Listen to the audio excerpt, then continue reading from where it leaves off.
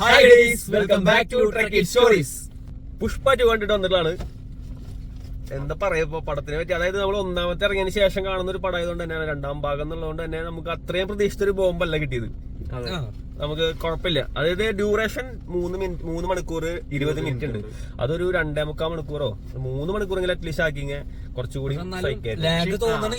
ലാഗില്ല. അതായത് നമ്മള് 3 മണിക്കൊക്കെ എണിച്ച് വന്ന് കണ്ടിട്ടും ഉറക്കം വരെ അങ്ങനത്തെ പ്രശ്നങ്ങളും കാര്യങ്ങളൊന്നും ഇല്ല. എങ്കിൽ പോലും സമയത്തിന്റെ ലാഗ് ഒരിക്കലും ഫീൽ ചെയ്തിട്ടില്ല. അതെ, എന്നാലും ഡ്യൂറേഷൻ എന്തായാലും ട്രിം വിചാരിക്കുന്നു.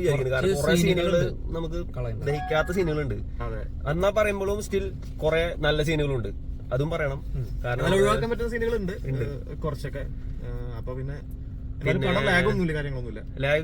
എന്തായാലും നല്ല എന്റർടൈനർ ആണ്. തിയേറ്ററിൽ നല്ല രീതിയിൽ എക്സ്പീരിയൻസ് ചെയ്യാം. ഒരുപാട് ഗുണ്ട് സീനുകളൊക്കെ ഉണ്ട്, അത് എന്തായാലും ഉണ്ടാവും, ഓഫ് കോഴ്സ് ഉണ്ടാവും. പ്രത്യേകിച്ച് ഒരു സെക്കൻഡ് പാർട്ടാണ്.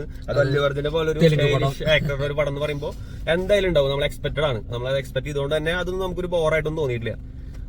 ബാക്കി ടെക്നിക്കൽ സൈഡ് പറയാനാണെങ്കിൽ ആദ്യം തന്നെ നമുക്ക് ഫൈറ്റിനെ പറ്റി പറയാം. ഫൈറ്റിൽ ഒരുപാട് പോരായ്മകളുണ്ട്. പീറ്റർ ഹെയ്നും ഡ്രാഗൺ പ്രകാശും കൂടിയിട്ടാണ് ഫൈറ്റ് ചെയ്തിട്ടുള്ളത്.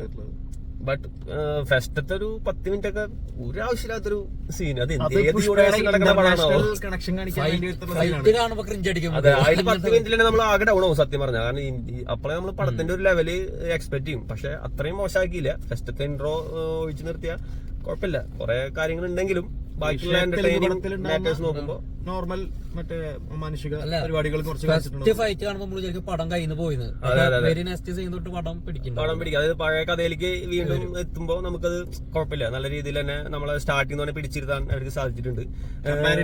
ഫസ്റ്റ് ഹാഫ് ആണ് കുറച്ച് മുന്നായിട്ട് നിൽക്കുന്നതെന്ന് തോന്നി അല്ലേ? അതെ, നമുക്ക് പുഷ്പ ഫെസ്റ്റ് എല്ലാവർക്കും ഒരുപാട് ഇഷ്ടപ്പെട്ടുള്ള ആളാണെങ്കിൽ മാത്രമാണ് ഇതിന് ടിക്കറ്റ് എടുത്താൽ മതി. അല്ലെങ്കിൽ വൻ ഫ്ലോപ്പ് ആയിട്ട് തന്നെ ഫീൽ ചെയ്യും. കാരണം ആ ഒരു ട്രാക്കിലേക്ക് എത്തിയെങ്കിൽ മാത്രം, അതായത് ആ ഒരു പടത്തിൽ ഇന്നതാണ് അയാളുടെ മാനറിസം അല്ലെങ്കിൽ കൂടുതൽ ആക്ടേഴ്സിന്റെ ഡയലോഗ്സ്, അവരുടെ സ്ലാങ്, ഇതെല്ലാം മലയാളത്തിലേക്ക് വരുമ്പോൾ ഇന്നതാണെന്ന് അറിയുന്നവർക്ക് മാത്രമാണ് ഈ പടം അക്സെപ്റ്റ് ചെയ്യാൻ പറ്റുള്ളൂ. അല്ലെങ്കിൽ വൻ ഫ്ലോപ്പ് ആയിട്ടാണ് നമുക്ക് ഫീൽ ചെയ്യുള്ളൂ. എന്നിട്ട് പോലും ഇത് കണ്ടിട്ടും പടം ഫസ്റ്റ് ഇഷ്ടപ്പെട്ടിട്ട് പോലും ചില സീനുകളൊക്കെ ക്രിഞ്ച് പറയുമ്പോ ആദ്യം തന്നെ ഓർമ്മ വരുന്നത് രശ്മികയാണ്. എന്റെ പൊന്നു, അവളെ ആദ്യം തന്നെ ഈ സിനിമയിൽ എടുത്ത് കളയണായിരുന്നു. റൊമാന്റിക് സീൻ ഫസ്റ്റില് രശ്മിക അന്നത്തെ കത്തി നിൽക്കുന്ന താരായതുകൊണ്ട് നായിക. വേറെ വകയിലുണ്ടായിരിക്കും സെക്കൻഡ് പാർട്ടിൽ അവളെ തന്നെ. അല്ല, അവളെ അഭിനയത്തിന്റെ ക്യാരക്ടർ അതാണ്. അതുകൊണ്ടാണ് ക്രിഞ്ച് എന്ന് പറഞ്ഞാൽ ഭൂലോക ക്രിഞ്ച്. കാരണം റൊമാൻസ് സീനൊക്കെ ഏതാണ്ട് മറ്റേ പടത്തിലത്തെ സീനുകൾ പോലെയാണ് കാണിച്ചോണേ. ഭയങ്കര ബോറാണ്, ഭയങ്കര ചേച്ചിക്ക്. അതെ, അത്രേ ഉള്ളൂ. അത് പോട്ടെ, അത് പ്രശ്നമില്ല.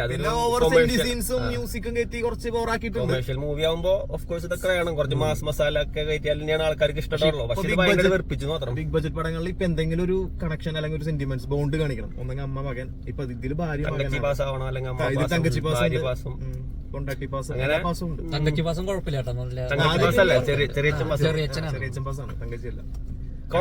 ഫാമിലി കളക്ഷൻസ് ഒക്കെ കാണിക്കുന്നുണ്ട്. അങ്ങനത്തെ കുറച്ച് സെന്റിയും കുറച്ച് ഒഴിച്ചാൽ പടം കുഴപ്പമില്ല. വേറെ നമ്മള് വലിയ ചിന്തകളൊന്നും ഇല്ലാതെ ഒരു എന്റർടൈനിങ് എന്ന രീതിയിൽ തിയേറ്ററിൽ പോയി എക്സ്പീരിയൻസ് ചെയ്യാന്നുള്ള മൈൻഡ് സെറ്റ് ആണെങ്കിൽ പടം എൻജോയ് ചെയ്യാം. അല്ലാതെ നമ്മൾ സ്റ്റാർട്ടിങ് സീൻ തൊട്ട് നമ്മളിങ്ങനെ മറ്റേ മലങ്കൾട്ട് കാണുന്ന പോലെ ഇരുന്ന് കോമിക്കലായിട്ട് ഇരുന്ന് ചിരിക്കാം. ഇത് രണ്ടാണ് ഓപ്ഷൻ ഉള്ളത്. അതെ, പടത്തിലേക്ക് ഭയങ്കര ശോകമായിട്ട് നമുക്ക് ഫീൽ ചെയ്യും. പടത്തിലേക്ക് വരുമ്പോ ഈ ഡയറക്ടർ എല്ലാവർക്കും അറിയാം, റൈറ്റർ കം ഡയറക്ടർ സുകുമാർ. അതെ, സുകുമാർ. അദ്ദേഹത്തിന്റെ രംഗസ്ഥലൊക്കെ പോലുള്ള പുഷ്പ 1 പുഷ്പ 1 എന്ന് പറയുന്നത് എക്സ്ട്രീമിൽ വേറൊരു വൈബിലെടുത്ത പടമായിരുന്നു.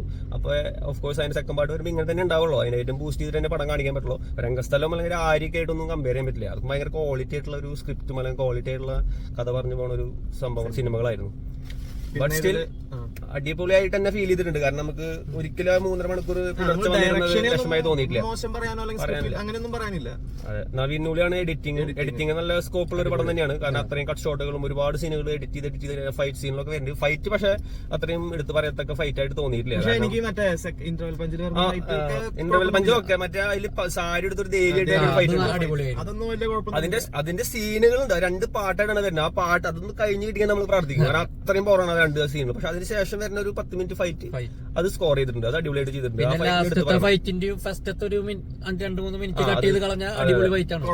അത് കൈയും കാലും കെട്ടിയിട്ടുള്ള ഒരു ഫൈറ്റ് ആണ്. പറക്കുന്നുണ്ടെങ്കിൽ അതൊക്കെ കുറച്ച് ട്രിം ചെയ്ത് കളഞ്ഞു കഴിഞ്ഞാൽ കുറച്ചുകൂടി എഫക്റ്റീവ് ആയിട്ട് നമുക്ക് ഫീൽ ചെയ്യും. മ്യൂസിക് എടുത്ത് പറയണം. ചില സ്ഥലങ്ങളിലുള്ള ബാക്ക്ഗ്രൗണ്ട് സ്കോർ, അത് പുഷ്പ എന്നുള്ള ക്യാരക്ടറിനെ കാണിക്കുമ്പോൾ സ്കോറുകളൊക്കെ അടിപൊളിയായിട്ടുണ്ട്. പക്ഷെ അതിന്റെ ഇടയിൽ കുറച്ച് സെന്റി പാസം സീനുകൾ വരുമ്പോ വെക്കണം. കറക്റ്റ് സീരിയല് സാധനങ്ങൾ ഭയങ്കര കുറവാണ്.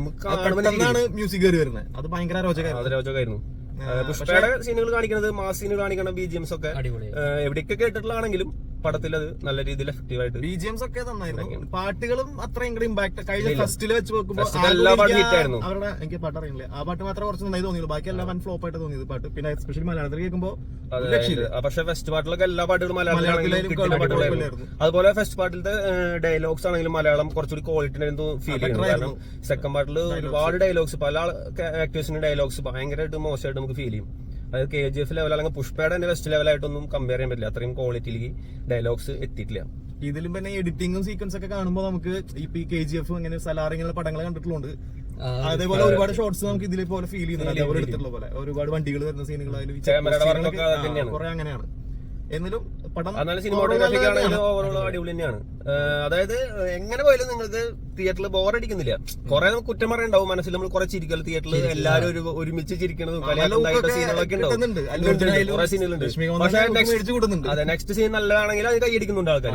അതാണ് ഒരു ഈ പടത്തിൽ പോസിറ്റീവ് ഒരുപോലെ അക്സെപ്റ്റ് ചെയ്യാൻ പറ്റുന്ന ഒരു പടം. ആ ഒരു മൈൻഡ് സെറ്റിൽ നിന്ന് കണ്ടാൽ സെറ്റാണ്. ക്രിഞ്ചിന്റെ അറ്റത്ത് കൊണ്ടുവച്ചിട്ട് നെക്സ്റ്റ് സീൻ വരെ അപ്പൊ അത് അക്സെപ്റ്റ് ചെയ്ത് മുന്നോട്ട് പോകാൻ മസാല ടൈപ്പിലാണ് വന്നത്.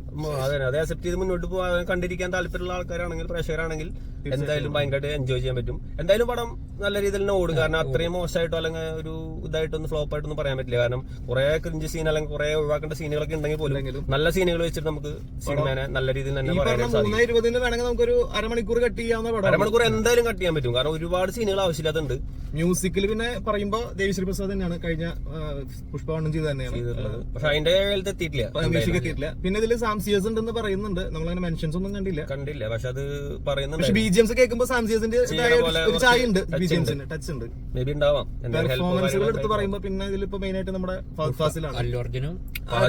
പറഞ്ഞില്ല, ഫഹദ് ഫാസിൽ നല്ല സ്കോർ ചെയ്തിട്ടുണ്ട്.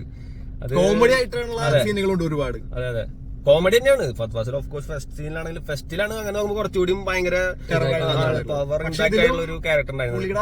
സൈക്കോ ക്യാരക്ടർ തന്നെയാണ്. അത് ഇതിൽ ഇടക്കിടക്ക് വരും, പക്ഷെ ഇതിൽ കുറച്ചുകൂടി കോമിക്കലായിട്ടാണ് കാണിച്ചിട്ടുള്ള ക്യാരക്ടർ. പക്ഷെ അത് നല്ല എഫക്റ്റീവ് ആയിട്ട് ഫീൽ ചെയ്യുന്നുണ്ട്. അതിനൊപ്പം അല്ലു അർജുനും കട്ടയ്ക്ക് പിടിച്ചിട്ടുണ്ട്. അല്ലു അർജുന്റെ ആക്ടിംഗ് ആണ് പറയാതിരിക്കാൻ പറ്റില്ല. ഭയങ്കരമായിട്ട് ഭയങ്കര സിങ്ക് ഉണ്ട്. രണ്ടുപേരും ഒപ്പോസിഷൻ ചെയ്യണ സിറ്റുവേഷൻസ് ഒക്കെ രണ്ടുപേരും നല്ല രീതിയിൽ സ്കോർ ചെയ്തിട്ടുണ്ട്. ഇവര് രണ്ടുപേരും ഡയലോഗ്സ് ഇല്ലാണ്ട് ഒരു സീക്വൻസ് ഉണ്ട്, അതൊക്കെ സീൻ. അത് വെറൈറ്റി സീനായിട്ടുണ്ട്.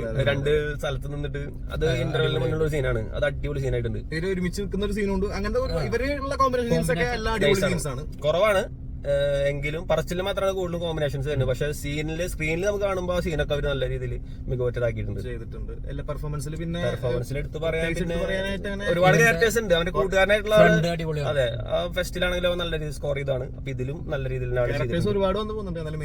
എല്ലാത്തിലും ഒരു മിസ്റ്റേക്ക് അല്ലെങ്കിൽ ഒരു പ്രശ്നമായിട്ട് നമുക്ക് തോന്നുന്നത് ഈ ഡയലോഗ്സ് എഴുതിയിട്ടുള്ള, അതായത് ഡബ് ചെയ്തിട്ടുള്ള ഒരു മിസ്റ്റേക്സ് എല്ലാത്തിനും ഫീൽ ചെയ്യുന്നുണ്ട്. ഡബിങ്ങും അത്ര ഒരു എഫക്റ്റീവ് ആയിട്ട് തോന്നിയില്ല. പിന്നെ CGI കുറെ ആനകളെയും സാധനങ്ങളൊക്കെ കാണിക്കുന്നുണ്ട്. CGI ആണ് എഴുതി കാണിക്കുന്നുണ്ട്. അത് നമുക്ക് കാണുമ്പോൾ മനസ്സിലാവും ചെയ്യും. ഒറിജിനൽ ആണെന്നെ വെച്ചൊന്നും ചെയ്യാനും പറ്റില്ല അങ്ങനത്തെ സീനുകളൊന്നും. കുറെ ഓവർ സീനുകളുണ്ട്, ഭയങ്കരമായിട്ട് സഹിക്കാൻ പറ്റാത്ത ഓവർ സീനുകളൊക്കെ ഉണ്ട്. പറയുമ്പോൾ എല്ലാം പറയണം.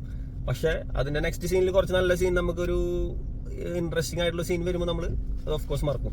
ഈ പറഞ്ഞ സീനുകൾ കട്ട് ചെയ്താൽ തന്നെ ഒരു അരമണിക്കൂർ പോകും. അങ്ങനെയാണെങ്കിൽ തന്നെ ഇത് പടത്തിന്റെ കണക്ഷൻ ഒന്നും പോലും. കാരണം ഈ രശ്മികയ്ക്ക് റോള് കൊടുക്കാൻ വേണ്ടിയിട്ടാണ് കുറെ ഈ എന്താ പറയാ ഈ ക്രിഞ്ച് സീനുകൾ. ഒരു 10-20 മിനിറ്റ് കട്ട് ചെയ്താൽ തന്നെ പടം സെറ്റായി. ചേച്ചി നാഷണൽ അവാർഡ് കിട്ടുന്നൊക്കെ പറയുന്നുണ്ട്. അതിനുള്ള ഒരു സീനുണ്ട്, നാഷണൽ അവാർഡ് കിട്ടാൻ വേണ്ടി ഒരു കാണുമ്പോൾ അപ്പോ വേറെ അധികം ഒന്നും പറയാനില്ല. എന്തായാലും തിയേറ്ററിൽ തന്നെ പോയിട്ട് എക്സ്പീരിയൻസ് ചെയ്യാൻ പറ്റിയ ഒരു മൂവി തന്നെയാണ്. ഓവറോൾ പറയുമ്പോൾ മോശം പടം പറയാൻ പറ്റില്ല, കുഴപ്പമില്ലാത്തൊരു. കാരണം ഏറ്റവും നമ്മൾ ഈ കോൺഫിഡന്റ് ആയിട്ട് പറയാൻ കാരണം നമുക്ക് ഫീൽ ചെയ്ത് നമ്മൾ ഇത്രയും ഉറക്കൊളച്ച് 3 മണിക്ക് എണിച്ച് വന്നിട്ടും ഒരു 5 മിനിറ്റ് പോലും നമുക്ക് ഉറക്കം വരും. അല്ലെങ്കിൽ ആ സീൻ കണ്ടില്ലെങ്കിൽ കുഴപ്പമില്ല, കുറച്ചേരം ഉറക്കം, അങ്ങനെയുള്ള ഫീൽ ഒന്നും ഉണ്ടായിട്ടില്ല. കണ്ടിരിക്കാൻ തന്നെ തോന്നുന്ന ഒരു സിനിമ തന്നെയാണ്. കങ്കുവായിരുന്നു, അത് എല്ലാവരും കണ്ടിട്ടുണ്ടായിരിക്കും. അപ്പൊ അതിനൊക്കെ വെച്ചപ്പോ ഫാർ പറയാൻ പറ്റില്ല. അപ്പൊ നല്ല മാസ് മസാല മൂവി എക്സ്പെക്ടഡ് ആണ്. പിന്നെ അത് നിങ്ങൾ പ്രതീക്ഷിച്ചിട്ട് തന്നെ പോകണം.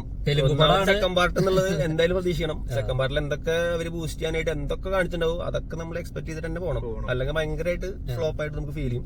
സോ എല്ലാവരും എന്തായാലും തിയേറ്ററിൽ തന്നെ പോയി കാണാൻ ശ്രമിക്കാം. തിയേറ്ററിൽ വാച്ച് ചെയ്യാനുള്ള ഒരു പടം എന്തൊക്കെയായാലും അത്രയ്ക്കുള്ളൂ, അതൊക്കെ തന്നെ ഉള്ളൂ. So bye from trekky stories.